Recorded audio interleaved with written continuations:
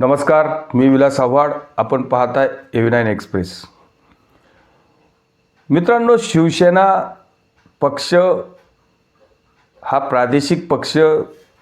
सुरुवातीला शिवसेना पक्ष हा मुंबईमध्ये मराठी माणसासाठी एक संघटना सुरू झाली. मुंबईमध्ये मराठी माणसाच्या न्याय हक्कासाठी ही संघटना स्वर्गीय बाळासाहेब ठाकरेंनी तयार केली. सुरुवातीच्या काळामध्ये बाळासाहेब ठाकरेंनी अनेक वेळा या संघटनेच्या माध्यमातून अनेक आंदोलने केली असतील. अनेक लोकांना न्याय मिळवून देण्याचं कामसुद्धा बाळासाहेब ठाकरेंनी केलं असेल.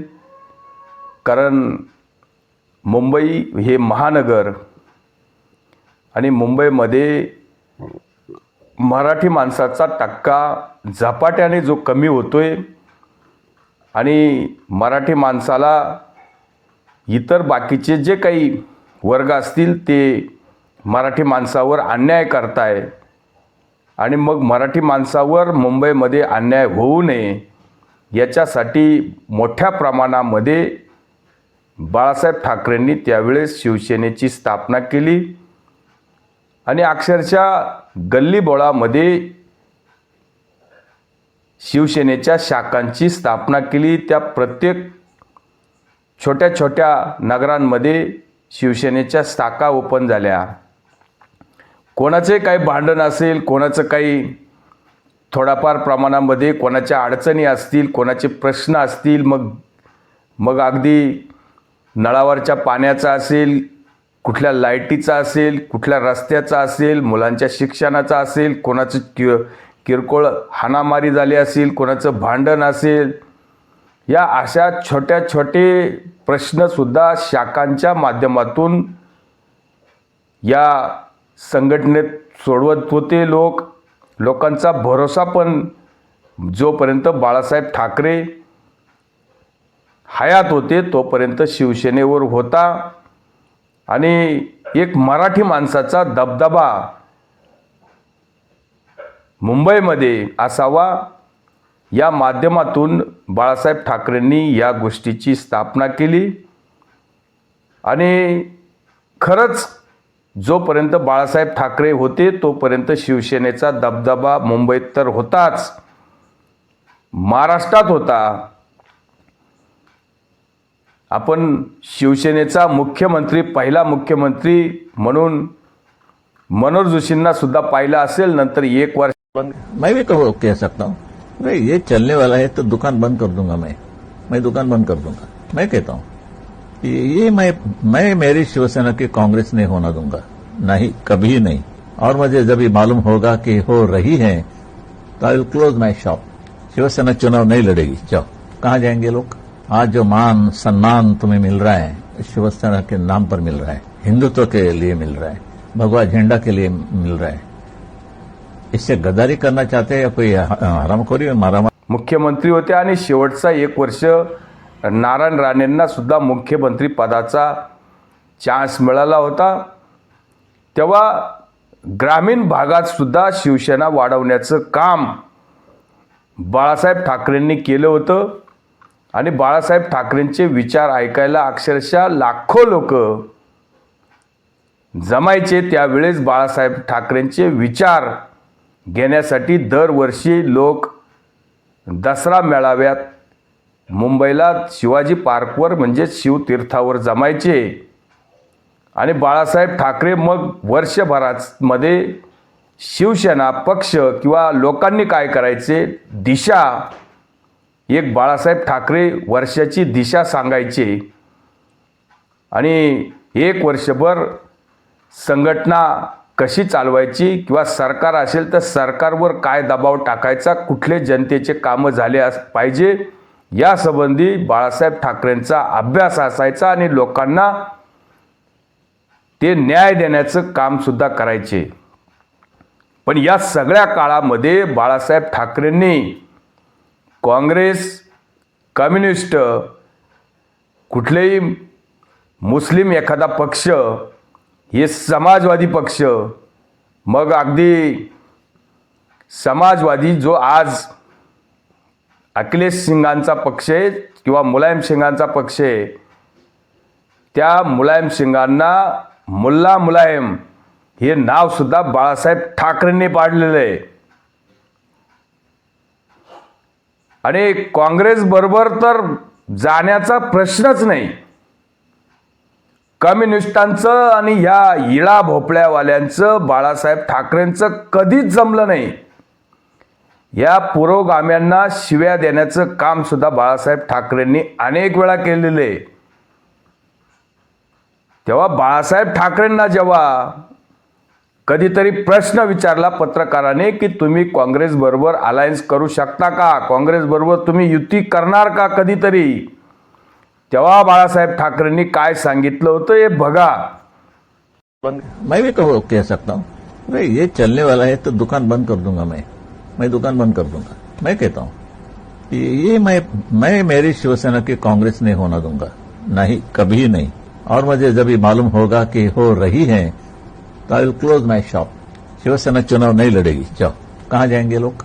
आज जो मान सम्मान तुम्हें मिल रहा है शिवसेना के नाम पर मिल रहा है, हिंदुत्व के लिए मिल रहा है, भगवा झंडा के लिए मिल रहा है. इससे गद्दारी करना चाहते हैं या कोई हरामखोरी मारामारी. तेव्हा बाळासाहेब ठाकरेंनी सांगितलं का मी काँग्रेस बरोबर कधीच युती करणार नाही, काँग्रेस बरोबर मी जाणार नाही.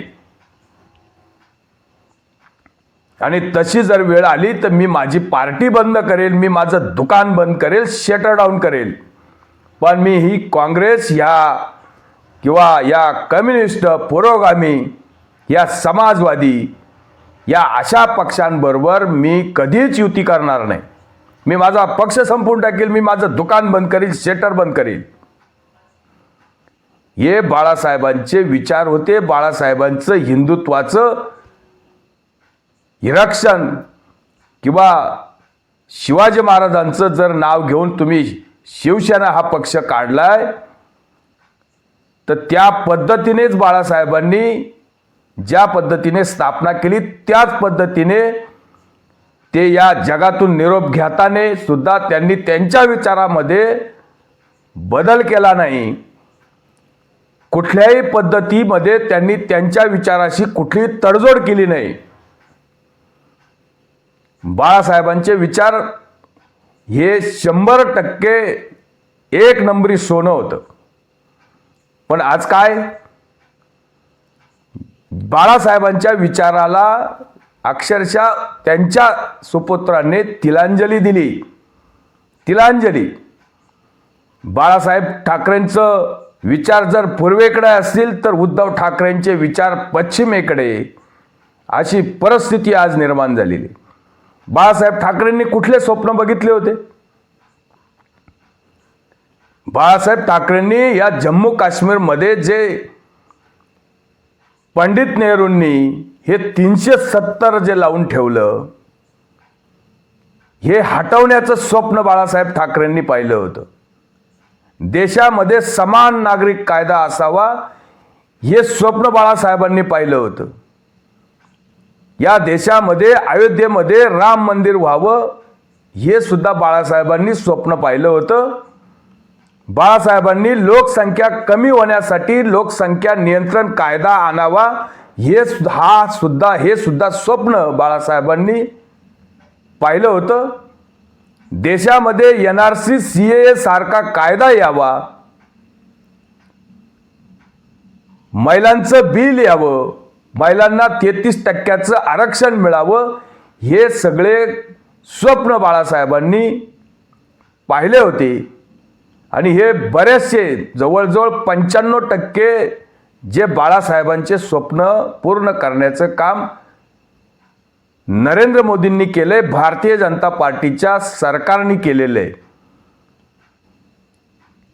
खरं तर बाळासाहेबांचे इतके स्वप्न पूर्ण करून उद्धव ठाकरेंनी भारतीय जनता पार्टीच्या किंवा नरेंद्र मोदींचे सरकारचे आभार मानायला पाहिजे होते. पण आज उद्धव ठाकरे नरेंद्र मोदींच्या या सगळ्या कामांवर विरोध करताना दिसतात. CAA सारख्या कायद्याच्या बाबतीत विरोध करताना दिसतात ते. जो राहुल गांधी रोज स्वातंत्र्यवीर सावरकरांना शिव्या देण्याचं काम करत होते, त्यांच्या मांडीला मांडी लावून आज उद्धव ठाकरे बसतात. किंवा समाजवादी हे नमाजवादी म्हणून ओळखले जायचे, आज अखिलेश यादवांच्या बरोबर सुद्धा उद्धव ठाकरे बसतात. ज्या अखिलेश यादवांच्या वडिलांनी म्हणजे मुलायमसिंग यादवांनी 550 कारसेवक जे राम मंदिर उभारणीसाठी अयोध्येमध्ये गेले होते, त्यांच्यावर अक्षरशः गोळीबार केला. शरयू नदीचं पाणी अक्षरशः रक्ताने लाल झालं. त्या मुलायम सिंगांच्या सुपुत्राबरोबर अखिलेश यादव बरोबर सुद्धा उद्धव ठाकरे त्यांच्या मांडीला मांडी लावून बसतात.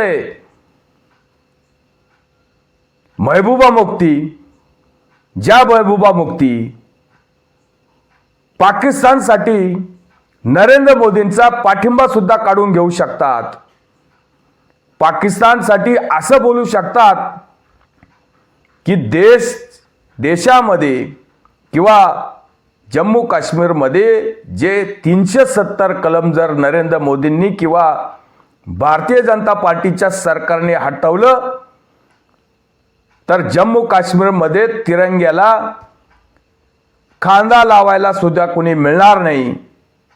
अशा प्रकारच्या धमक्या महबूबा देतात. त्या महबूबा बरोबर सुद्धा उद्धव ठाकरे मांडीला मांडी लावून बसतात, त्यांच्या शेजारी बसतात. आणि शरद पवारांचं तुम्हाला तर सांगायलाच नको. शरद पवारांनी कधीही राम मंदिराचं समर्थन केलं नाही, कधी 370 हटवण्यासाठी कुठला शब्द टाकला नाही,